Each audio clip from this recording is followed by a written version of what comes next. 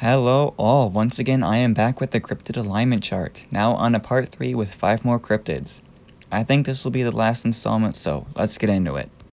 I'll start with the mother of all cryptids, the Loch Ness Monster. Well, calling her monster is a little harsh. Nessie's just vibing. The Scottish Highlands are a beautiful place and I just want to relax too. The most attested for theory is that Nessie is a surviving plesiosaur from the Cretaceous. How that's possible, I don't know, but she's here and she's ready to be feared. Or not really, she's pretty chill. There's only scattered sightings of her, likely when she's coming up for air or if she's just being curious about what's at the surface. No attacks I'm aware of, so I've got to say Nessie's going in lawful good. Now let's look at everyone's favorite bloodsucker, the Chupacabra. It has a wide array of descriptions from reptilian to dog-like to monkey-like, sometimes having wings, sometimes not.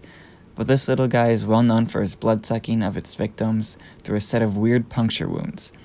It has become notorious throughout the Americas for its attacks on livestock, but it mostly seems to stick to livestock. And when wolves do that, they don't say that they're evil. Well, maybe farmers do, but I guess I'm a bleeding heart liberal environmentalist, so I have some sympathy. It's fairly animalistic, so I say true neutral. Now let's take a trip up the Congo to see Mokele Mbembe, pardon my pronunciation, but that means one who stops the flow of rivers, so we know he's a big boy. Locals tell of a great creature with a long neck dwelling in a dense forest and swamps of the Congo.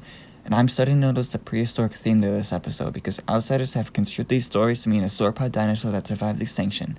And while that'd be amazing to see, it maybe would not be so amazing to live by because there have been attacks on boats as well as on hippos, and honestly, they're kind of doing us a favor killing those hate machines, so I can understand being very defensive. I would be too if I was the last of my kind, so true neutral.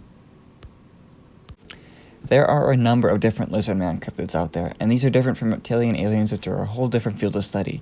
These cryptids range from the gator man of New Jersey, the Intulu of South Africa, and the Cherufe lizard of South America. Just to name a few. The supposed leading theory on how these creatures came about is that they're yet again highly evolved dinosaurs managing to survive for millions of years.